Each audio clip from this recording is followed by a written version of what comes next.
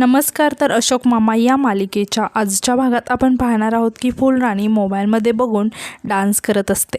तितके तिथे अशोक मामा येतात आणि तिच्याकडे बघून म्हणतात, अगं बाई, काय चाललंय, काय तुझं, भूकंप झाल्यासारखं वाटतंय घरात. यावर फुलराणी म्हणते, काय मामा. यावर अशोक मामा म्हणतात, काय मामा काय म्हणते, खबरदार मामा म्हणालीस तर, तू काय भाची आहेस का माझी. यावर फुलराणी म्हणते की मग तुम्ही कशाला आला मध्ये. तर अशोक मामा म्हणतात की मध्ये काय, हे घर माझं आहे आणि हे असलं अंगात बिंगात आलेलं चालणार नाही आहे या घरात, सांगून ठेवतो तुला. तर फुलराणी वैतागून म्हणते की जरा पण टाईमपास करू देत नाही बाबा हा माणूस. अशोक मामा म्हणतात की तू टाईमपास करायला इथे आली.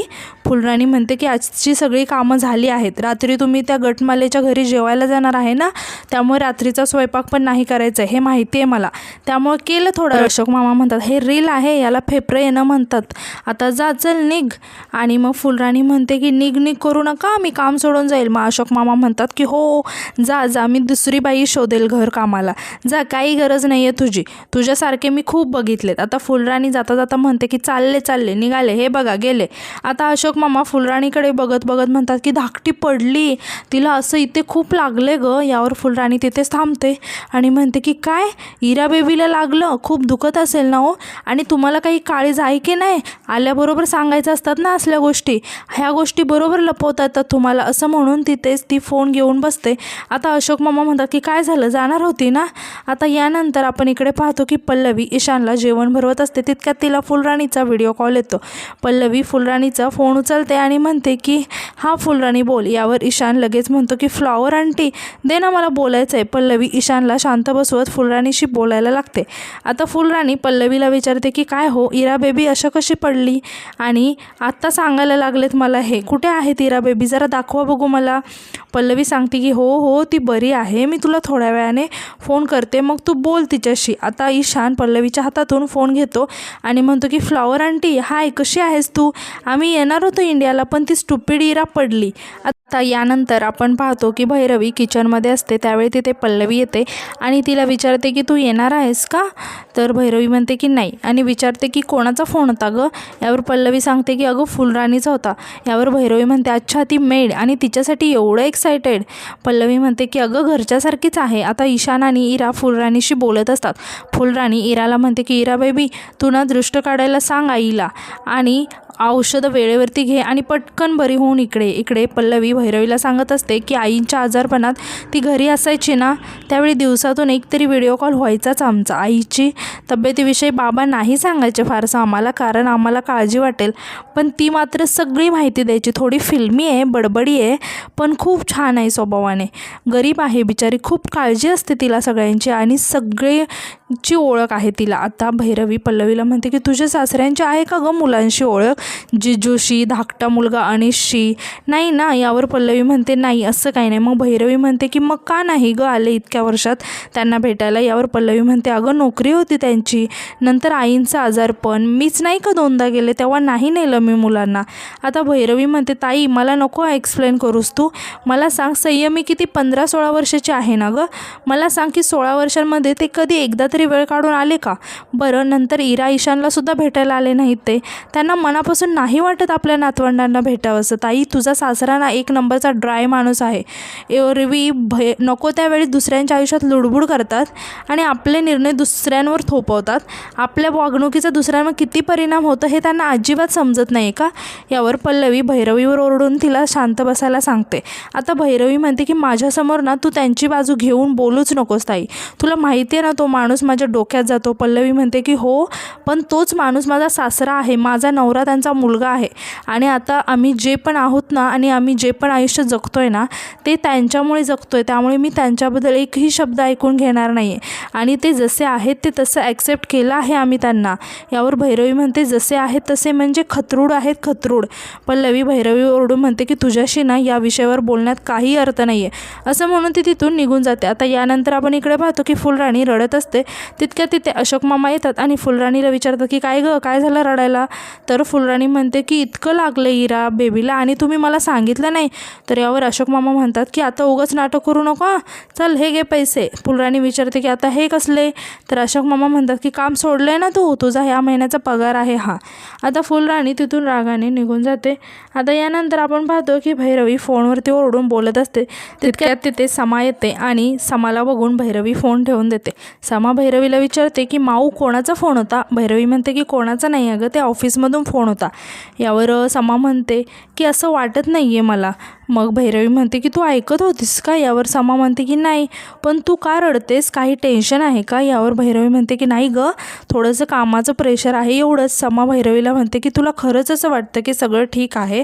आता भैरवी समाला म्हणते की समा, मी तुझी मावशी आहे, तू नाही, आणि सगळं ठीक आहे, काळजी करू नकोस.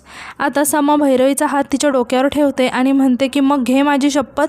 तितक्यात तिथे पल्लवी येते आणि समा आणि भैरवी घाबरून उठून उभा राहतात. पल्लवी त्या दोघींना असं घाबरलेलं बघून विचारते की दचकलात का? भैरवी हसत म्हणते तुझी मुलगी ना जरा जास्तच मोठी झाली आहे, असं म्हणून ती तिथून निघून जाते. आता पल्लवी समाला विचारते की काय म्हणत होती गं माऊ? समा म्हणते की माहीत नाही, पण काहीतरी प्रॉब्लेम आहे तिचा, आणि विचारते की अनिश काका आणि माऊ यांच्यामध्ये काही प्रॉब्लेम आहे का? आज सकाळी बघ ना तिने त्याचा फोन कसा अवॉइड केला, अचानक तिला ऑफिसचं काम आठवलं, नॉर्मल नव्हतं ते. पल्लवी म्हणते हल्ली तुझं अशा गोष्टींकडे फार लक्ष असतं, तू अजून एवढी मोठी झाली नाहीस की तू यामध्ये लक्ष द्यावं, वेळ आली ना की सगळं समजेल तुला. समा म्हणते आणि ती वेळसुद्धा तुम्हीच ठरवणार का? पल्लवी म्हणते हो, कारण आई वडील आहोत आम्ही तुझे, तुला वाटत नसेल तरी आम्ही मोठे आहोत, हे बेस्टी वगैरे आम्हाला नाही जमत. मी आई आहे ना तुझी, बेस्टी अनेक मिळतील पण आई एकच मिळते, असं म्हणून ती रागाने तिथून निघून जाते. यानंतर इकडे आपण पाहतो की अशोक मामांना डायनिंग टेबलवर एक 10 रुपयांची नोट दिसते आणि ते ती नोट हातामध्ये घेऊन विचारात पडतात. तर इकडे पल्लवी किचनमध्ये काम करत असते तेव्हा इरा आणि ईशान धावत मस्ती करत इकडून तिकडून फिरत असतात. आता पल्लवी त्यांना ओरडत म्हणते की इरा काल पडली होतीस ना, तुझ्यामुळे आपण इंडियाला नाही गेलो, आजोबांना भेटलो नाही आहोत. तेव्हा तिथे भैरवी येते आणि म्हणते की अगं ताई काय चाललंय तुझं, का ओरडतेस तू? त्या लहान आहेत ना, ते खेळू देत त्यांना. इरा म्हणते मावशी मम्मा आम्हाला खेळू देत नाहीये. पल्लवी म्हणते मावशीच्या मागे लपलात ना तर मावशीलाही एक धपाटा घालेल ती. आणि भैरवी म्हणते की मग इरा आणि ईशानला त्यांच्या लहानपणीच्या आठवणी सांगायला लागते. पल्लवीचं लक्ष अचानक भैरवीच्या हाताकडे जातं आणि ती म्हणते भैरवी अंगठी कुठे आहे, एंगेजमेंटची रिंग कुठे आहे तुझी? भैरवी थोडीशी घाबरते. इरा विचारते की मावशी तुझं आणि रॉजर काकाचं लग्न कधी होणार आहे?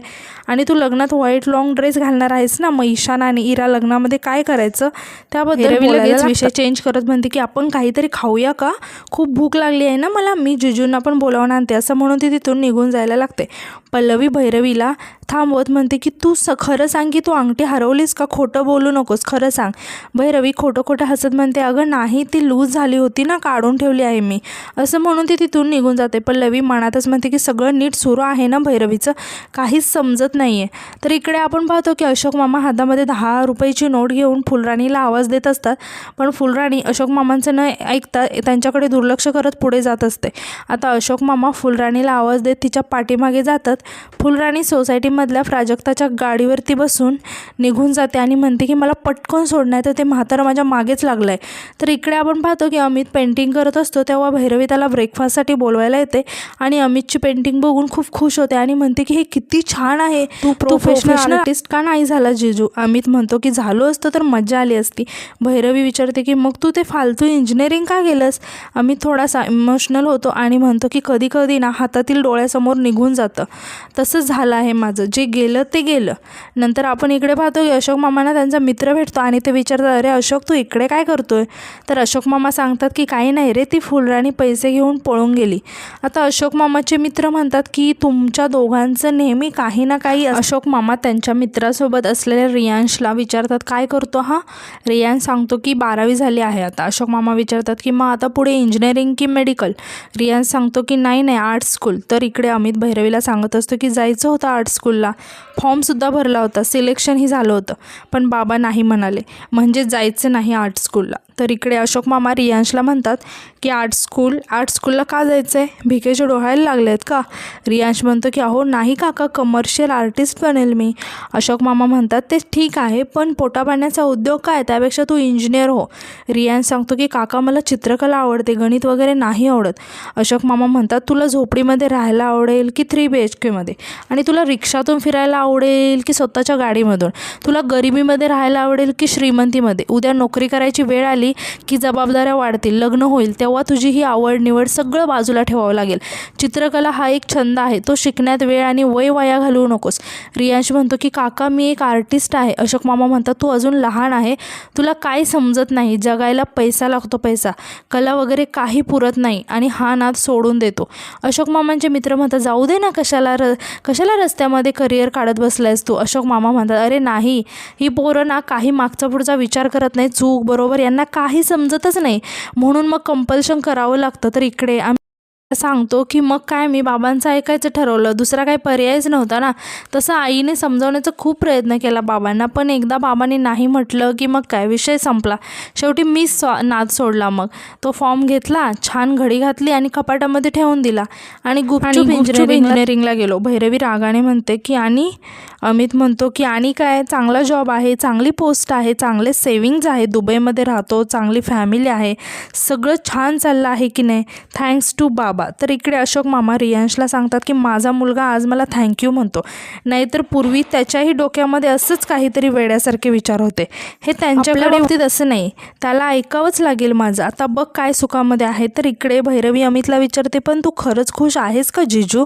तर अमित म्हणतो की हो नक्कीच, माझी लाईफस्टाईल बघते आहेस की नाही, वेल सेटल्ड आहे मी, मुलं चांगल्या स्कूलमध्ये आहे, दरवर्षी आम्ही ॲब्रॉडला जातो पिकनिकला, दर विकेंडला हॉटेलिंग करतो, सगळं चांगलं आहे, काय वाईट आहे याच्यामध्ये. तर भैरवी म्हणते की मग तू मगाशी असं का म्हणालास की मी आर्टिस्ट झालो असतं तर खूप मजा आली असती, मग आता नाही काही म्हणते, तुझ्या आयुष्यातलं तू सगळ्यात मोठं स्वप्न पूर्ण केलं नाहीस, कळतंय का तुला, आणि या सगळ्याला कारणीभूत तुझे बाबा आहेत. अमित म्हणतो की भैरवी त्यावेळेसची जनरेशन असाच विचार करायची.